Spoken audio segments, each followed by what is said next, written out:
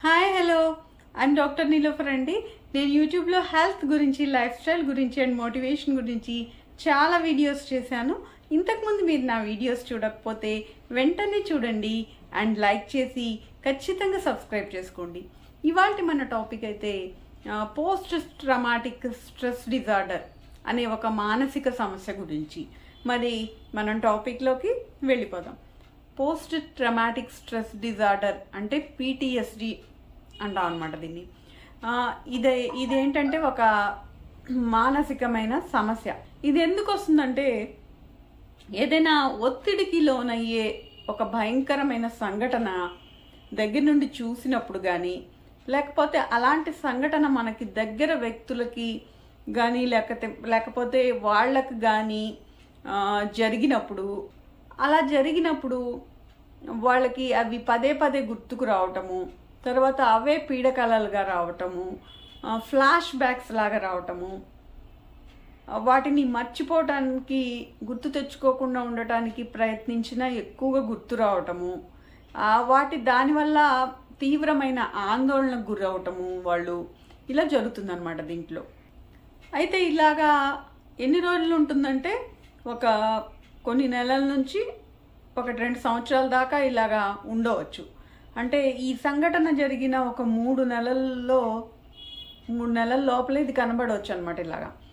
అయితే దీనివల్ల వాళ్ళు రోజు చేసే దినచర్యలు వాళ్ళు చేయలేకపోతూ ఉంటారు.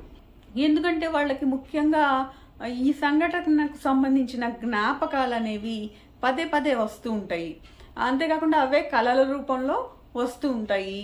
తర్వాత ఫ్లాష్ బ్యాక్స్ లాగా పదే పదే సంఘటనకు సంబంధించిన విషయాలు కానీ, దానికి సంబంధించిన వ్యక్తులు కానీ, ఆ స్థలం కానీ, అలాగా అవన్నీ కూడా వాళ్ళకి ఫ్లాష్ బ్యాక్స్ లాగా మైండ్లో గుర్తొస్తూ ఉంటాయి. తీవ్రమైన భయభ్రాంతులకు అలా గుర్తొచ్చినప్పుడు లోనవుతూ ఉంటారు. అంటే ఆ సంఘటన అనేది ఇప్పుడే జరుగుతుందన్నట్టుగా వాళ్ళకి మళ్ళీ అది జరుగుతుంది అన్నట్టుగా వాళ్ళకి ఫ్లాష్ బ్యాక్స్ వస్తూ ఉంటాయి అన్నమాట. ఆ సంఘటనకు సంబంధించి కళలు కూడా ఎక్కువగా వీళ్ళని వేధిస్తూ ఉంటాయి. వీళ్ళు చాలా భావోద్వేగాలకు గురయ్యి ఎప్పుడు ఆ సంఘటన గురించే ఆలోచిస్తూ ఉంటారు. అంటే వాళ్ళు ఆలోచించకూడదు, దాన్ని మర్చిపోవాలని ప్రయత్నించినా కూడా వాళ్ళకి అవే గుర్తుకొస్తూ ఉంటాయి అన్నమాట. అంటే వాళ్ళు ఆ వ్యక్తుల్ని, ఆ సంఘటన స్థలాన్ని, తర్వాత దానికి సంబంధించిన మొత్తం జ్ఞాపకాలని వాళ్ళు గుర్తుకు తెచ్చుకోవటానికి ఇష్టపడరు.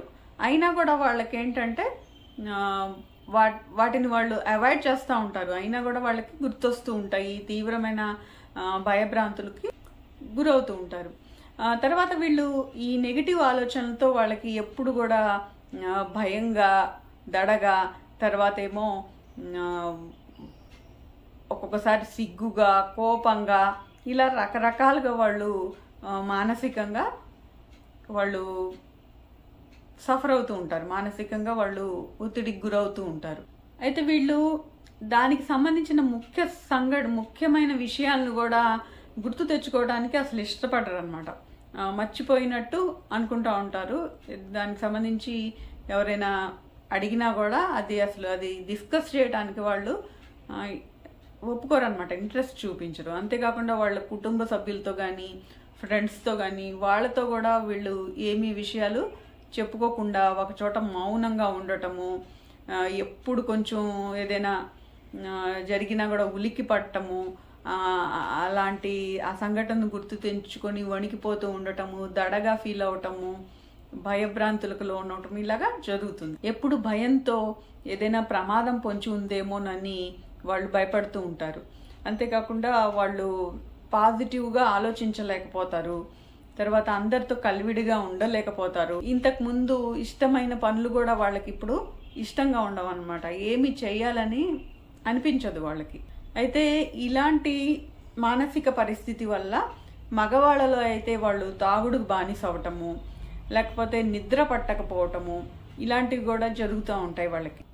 దానివల్ల వాళ్ళు ఏ పని పట్ల కూడా శ్రద్ధ చూపించకపోవటము, విసుగ్గా, కోపంగా ఉండటము, తర్వాత భయంకి లోనవటము, గుండె దడగా ఉండటం, చెమట్లు పట్టటము, ఇలాంటివన్నీ జరుగుతూ ఉంటాయి వాళ్ళకి. వేగంగా శ్వాస పీల్చుకోవటము, తర్వాత వణుకు రావటము, ఇలాంటివన్నీ వాళ్ళకి లక్షణాలు కనబడతా ఉంటాయి. అయితే చిన్నపిల్లలు అయితే ఎక్కువ పీడకలలతో బాధపడుతూ ఉంటారనమాట. అలాంటి సంఘటనలు ఏమైనా టీవీలో చూసినా లేకపోతే పేపర్లో చదివినా వాళ్ళకి అది మళ్ళీ రిపీట్ అవుతూ ఉంటుంది. అలాంటి పరిస్థితి అనేది వాళ్ళకి అప్పుడే వచ్చిందా అన్నట్టుగా వాళ్ళు భయానికి లోనవుతూ ఉంటారు. ఆ టైంలో వాళ్ళకి ఆ లక్షణాలు కూడా ఎక్కువ అవుతాయి. అంతేకాకుండా ఇలాగ ఒక నెలకు మించి ఉన్నా లేకపోతే చచ్చిపోవాలని అనిపించినా వెంటనే వీళ్ళు డాక్టర్ని కలవాల్సిన అవసరం ఉంటుంది. ఇలాంటి పరిస్థితి జనరల్గా ఎవరైనా కుటుంబంలో వ్యక్తులు భయంకరమైన సంఘటనలకు గురైనా లేకపోతే తీవ్రమైన యాక్సిడెంట్స్కి గురైనా లేకపోతే అత్యాచారాలకు గురైనా ఎవరైనా ఇష్టమైన వాళ్ళు భయంకరమైన చావుకు గురైనా ఏవైనా ప్రకృతి వైపరీత్యాలు తర్వాత కిడ్నాప్లు ఇలాంటి వాటికి సడన్గా గురైనప్పుడు ఇలాగా ఈ PTSD అనేది రావచ్చు అనమాట. ఇలాగా యాంగ్జైటీ డిప్రెషన్ ఉన్న వాళ్ళకి ఇలాంటి సంఘటనలు ఎక్కువ బాధించవచ్చు. వాళ్ళ పర్సనాలిటీని బట్టి కూడా ఇలాంటి సిచ్యువేషన్స్ని ఫేస్ చేసినప్పుడు వాళ్ళకి రావచ్చు. అంతేకాకుండా చిన్నప్పటి నుంచి ఇలాంటి సంఘటనలు 1-2 జరిగితే అలాగ వాళ్ళకి ఎక్కువగా రావచ్చు అనమాట. అయితే కొంతమంది సైన్యంలో పనిచేసే వాళ్ళకు కూడా ఇలాంటి సంఘటనలు జరుగుతూ ఉంటాయి కదా, యుద్ధంలో ఎవరైనా చనిపోయినప్పుడు అలాంటి వాళ్ళకు కూడా ఇలాంటివి ఎక్కువ వస్తాయి. ఒక్కొక్కసారి ఏంటంటే కుటుంబ సభ్యులందరూ ఎఫెక్ట్ అయిపోయి ఎవరు లేకుండా ఒకళ్ళే మిగులుతారు కదా, అలాంటి టైంలో వాళ్ళకి సపోర్ట్ చేసే వాళ్ళు కూడా లేకుండా పోవటం వల్ల ఇంకా ఈ సమస్య అనేది ఎక్కువ అవ్వచ్చు. అయితే వీళ్ళకి ఇది ఏ వయసులో అయినా రావచ్చు. సంఘటనను బట్టి జరిగిన సంఘటనను బట్టి వాళ్ళకి ఓదార్పు ఇచ్చేవాళ్ళు కుటుంబ సభ్యులు కానీ ఫ్రెండ్స్ కానీ ఉంటే వాళ్ళు తొందరగా కోలుకుంటారు. సో ఇలాంటి వాళ్ళు ఏంటంటే తొందరగా ఆల్కహాల్ లాంటి అలవాట్లకు బానిస అవ్వటము లాంటివి చేస్తూ ఉంటారు. ఒక్కొక్కసారి ఆత్మహత్యలు చేసుకోవాలనుకోవటం కూడా వీళ్ళకి ఎక్కువగా ఉంటుంది. కాబట్టి వీళ్ళకి ఏంటంటే ముఖ్యంగా ట్రీట్మెంట్ టాక్ థెరపీ అనేది చేయాలి. అంటే వాళ్ళతో ఎక్కువగా మాట్లాడి వాళ్ళ ఆలోచనలు మార్చి వాళ్ళకున్న లక్షణాలను గుర్తించి ఆ లక్షణాలకు సంబంధించి వాళ్ళతో డిస్కస్ చేయాలన్నమాట. వాళ్ళకి ఓదార్పునివ్వాలి. అంతేకాకుండా వాళ్ళలో భయాన్ని పోగొట్టడానికి మాట్లాడాలన్నమాట డాక్టర్స్. అలాగా వాళ్ళకి ట్రీట్మెంట్ ఇవ్వాలి. వాళ్ళలో వచ్చే ఈ లక్షణాలను పోగొట్టడానికి వాటి గురించి మాట్లాడటము, తర్వాత మత్తు మందులకి బానిస అవ్వకుండా వాళ్ళని చేయటము, ఇవన్నీ కూడా ఈ ట్రీట్మెంట్లో భాగంగా ఉంటాయి. అయితే కోగ్నిటివ్ బిహేవియరల్ థెరపీ ఒకటి, తర్వాత స్ట్రెస్ మేనేజ్మెంట్ అనేది వీళ్ళకి నేర్పించాలి. వీళ్ళకి ఏంటంటే రిలాక్సేషను, నిద్ర బాగా పట్టేటట్లు చూడటము, తర్వాత ఎక్సర్సైజ్ చేయించటము, రిలాక్సేషను నిద్ర బాగా పట్టేటట్లు చేయటము, తర్వాత ఎక్సర్సైజ్ చేయించటము ఇలాంటివి చేయాలి. వీళ్ళలో ఉన్న డిప్రెషన్ని, యాంగ్జైటీని కంట్రోల్ చేయడానికి మందులు వాడాలన్నమాట. మరి ఇదండి పోస్ట్ ట్రామాటిక్ స్ట్రెస్ డిజార్డర్ గురించి, PTSD గురించి. మరి మీకు ఈ టాపిక్ నచ్చితే వెంటనే లైక్ చేసి షేర్ చేయండి. ఏమైనా డౌట్స్ ఉంటే కామెంట్ రూపంలో తెలియజేయండి. అండ్ సబ్స్క్రైబ్ చేసుకొని నోటిఫికేషన్ ఆన్ చేసుకుంటే ఇలాంటి మరిన్ని మంచి వీడియోస్ మీరు చూడగలుగుతారు. And thank you for watching. మరొక వీడియోలో మళ్ళీ కలుద్దాం.